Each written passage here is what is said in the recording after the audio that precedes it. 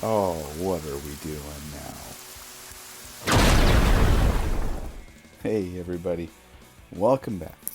Today's video is a little different from the last video that we had posted. The very first deck I ever played and built was way back in the Mirrodin block. I had just discovered Magic, and the current standard deck that was tearing up everything was Affinity. I played it, I built it, I fell in love. I still have the deck to this day. There's just something satisfying about playing your entire hand in one turn.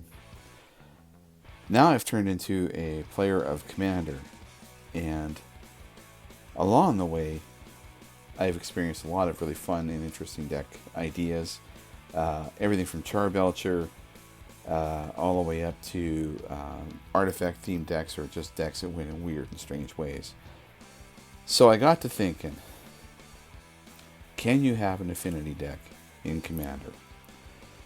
This is the current first version 1.0 of the Affinity Commander deck. I've chosen Ramos, the Dragon Engine, mostly for the main reason that he is a zero cost. He's an artifact with a colorless mana cost. Sorry, I'm tripping over my tongue. Also, he gives us access to all of the colors, which gives us opportunity to play around with a bunch of different cards.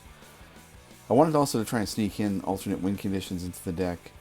The whole idea is to try and play as many cards as possible for free, and to win in fun and unusual ways, and to cheat things out into play. At the end of this video, you'll see, after I go through the deck's current cards, some Go Fish games where I test things out to sort of see if this thing even functions. And what I'm doing differently with this deck over other decks is I want your input. I want you to help me crack this puzzle. So if you know anybody who's really good at brewing and people that like to win in weird ways and like to try to solve puzzles like this, please share the video, share the link, make comments in the comment section below. I am looking for your input. Everything from, is Ramos the proper commander we should be using for this? What kinds of cards would you add? What would you take out? Tell me why. Also keep in mind, this is with this version of the deck, there are some cards on Magic the Gathering Online that I don't currently own, that I do have on paper. I do run Ramos the Dragon Engine, no lands, on paper, and it's a hoot to play. And I'm going to try and incorporate some of the cards that I'm missing from that list into this list on the current Magic the Gathering Online. So as you can see, I am running a lot of zero cast artifacts. I'm also running the Pithing Needle. I'm running Sensei's Divine Top. I'm running the Skull Clamp because Skull Clamp we need for card draw. I'm basically looking for anything that is free, cheap, or helps me get things into play. Things like the Springleaf Drums, where I can tap creatures to become mana dorks. Voltaic Key, which will allow me to untap things, to retap things. I'm using Phyrexian mana. We're using Mishra Zonk because we don't have land, so it will never do damage to us. We have probably all of the mana signets that are worth putting in here. There are some Moxes missing, like I said, so those will probably be added in here shortly as I go through and make changes. We're using things like Howling Mind for some extra card draw advantage. We're using the Mind Stones. We're using Palladium Mirror. All kinds of good things.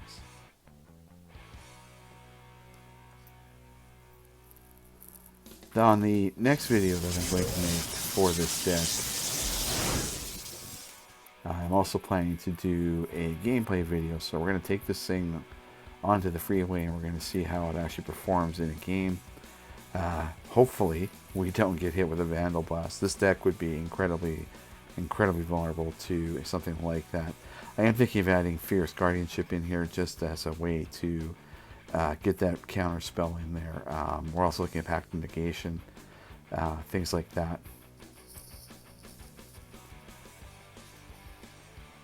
I'm also using the improvise strategy to improvise cards into play that are not artifacts. So the spells I have in the deck, the few that I do have, I'm hoping I can use other things to cast those. Mimic Vat is one of the cards that just always pays to have out and play.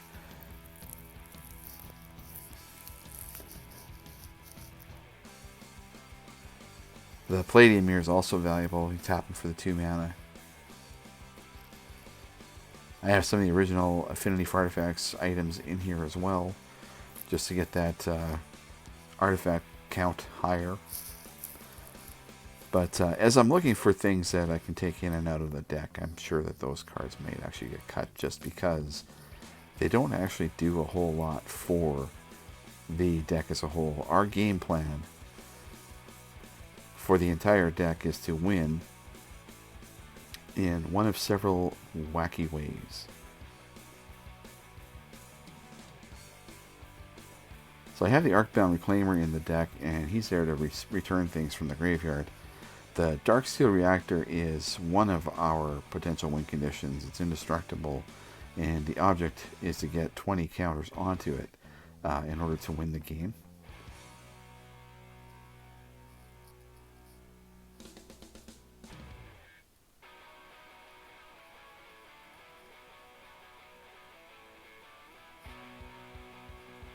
The Font of Mythos is another great card. It allows us to draw 2 additional cards.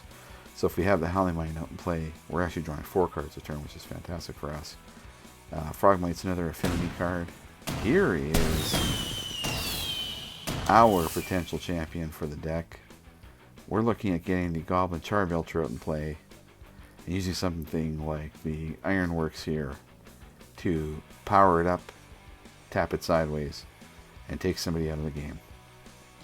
Mystic Forge is another card I've recently added to the deck, and I'm finding it to be incredibly valuable. Being able to reveal cards from the top of your library and then paying to play them over and over again, even if your hand is empty, you've got plays on the table.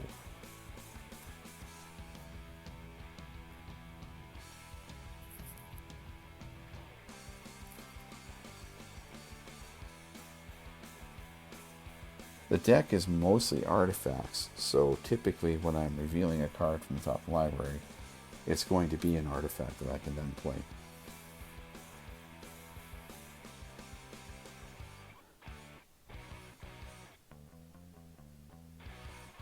I can still remember the first time I played Affinity in a tournament setting. I emptied my entire hand on the first turn of one of the games, and my opponent looked at me and he said, "Man, I can't do anything about that," and he just scooped. And I know that feels bad to be on the other side of that, but when you're a new player and you're performing in a tournament for the first time, it sure feels good to win like that quickly. Door to Nothingness is another secret tech in the deck. We're looking to put somebody out of the game. The problem is we need a lot of colored mana to do it, and I'm not honestly sure if we can get there. That might be one of the first cards that gets cut. This is the Taskmaster. I like him because you can remove artifacts from play to put him out into play. Rush of Knowledge is a great spell. It allows us to draw cards like crazy. I threw in Revel in Riches. I thought, why not? Let's see if we can get there.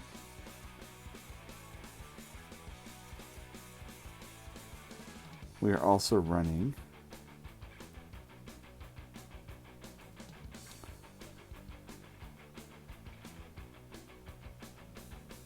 the Gate to the Ether, which is like a one-sided braids. We're running Microsynth's Lattice, which pairs very, very nicely with another great card in this list, the Darksteel Furnace, which turns all of your artifacts into indestructible artifacts. So the Lattice turns everything into an artifact, including your spells, which are in your hand, and turns all your mana colorless. So that might be the only way we get the Door to Nothingness to actually go off. I threw in Shark Typhoon because I recently acquired it, and I just love this card so much. It is so fun to make an army of sharks and turn them sideways. We'll see how it works out in this particular deck.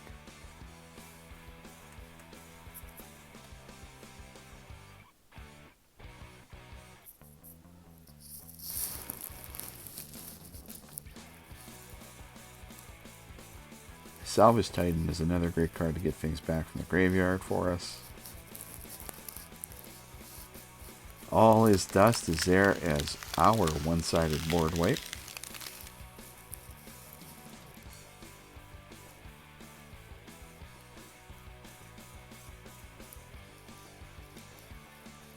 And now we're getting into another interesting set of cards.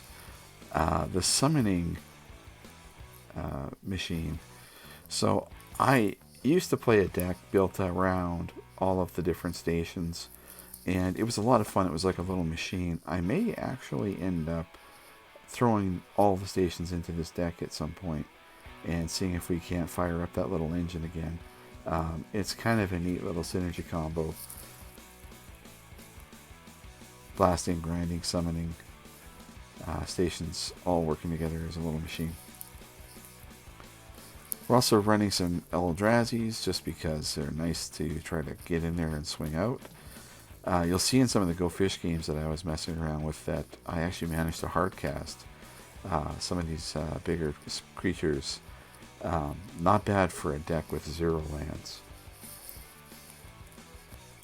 The Orochi Hatchery is another interesting card. If you can load it up with counters, you can start pumping snakes out every turn, which could be very helpful.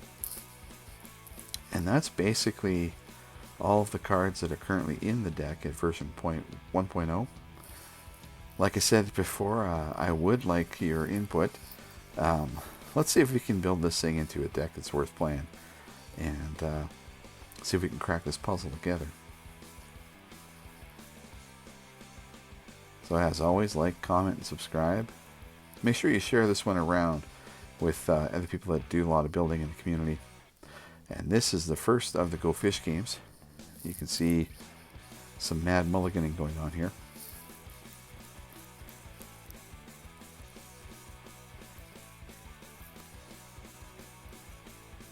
So on turn 1 I managed to play 4 spells.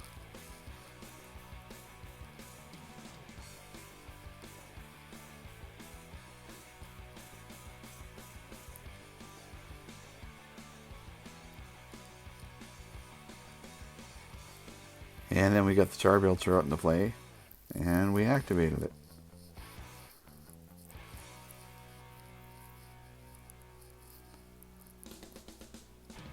Not bad for the first Go Fish game.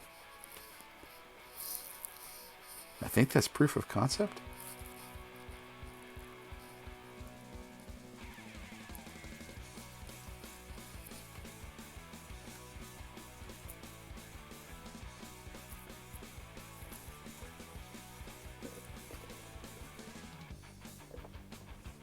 So as you can see in this one, I did not mulligan properly, and I conceded this one. That is the one thing with this deck. You have to have the right hand. And that means you have to mulligan very aggressively, even if it means going down to 3 cards. Which puts you at a terrible advantage, or disadvantage, but otherwise you have no other choice.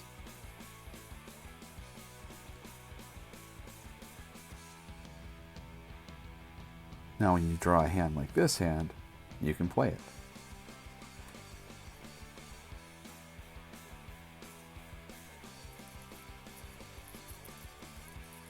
The Blink Moth Urn is going to be a very valuable toy. It's going to do a lot of work for us. I'm also thinking that I need to add more 0-cost artifacts that give mana to get more stability out of the deck.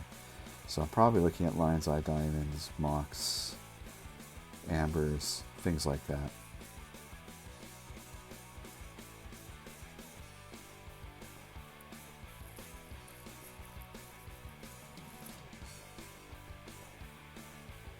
At this point, I'm just really messing around to see what I can do with all the different toys.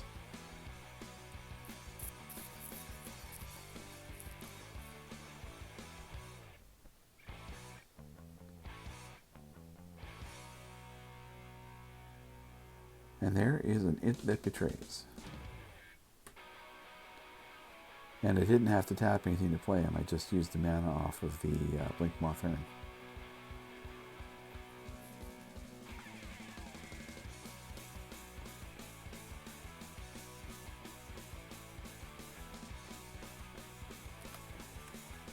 So I didn't draw into any of my win conditions there, but I think Deep It Betrays, if it stuck around, might have done enough work to get us there. This hand that I drew is just fire. We got the Anka Mishra out already. We got the Mana Crypt doing its work. I mean, we're just off and running.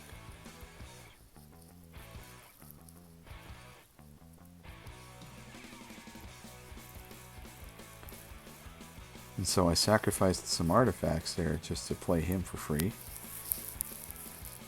Pithy Needle came out. I mean, we just had all the gas at this point. But no way to finish off the game, really.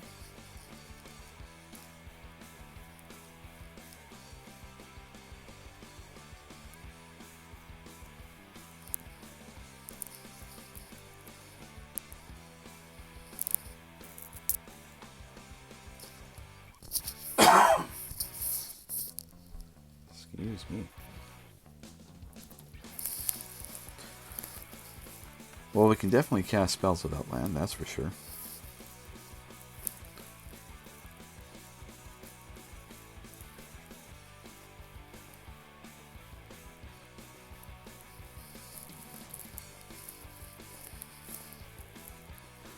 This is just the wonderful thing with Go Fishing is being able to make sure you understand how the card interactions work on Magic Online, because they don't always function the way you think they're going to function as far as what do you click and what do you do.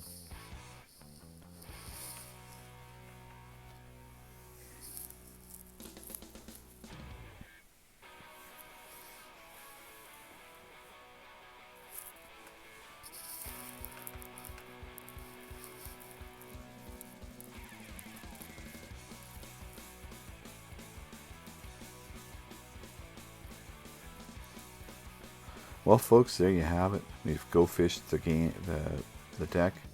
We'll see how we do when we do some rebuilding. I'm waiting to hear your thoughts. Until next time, take care.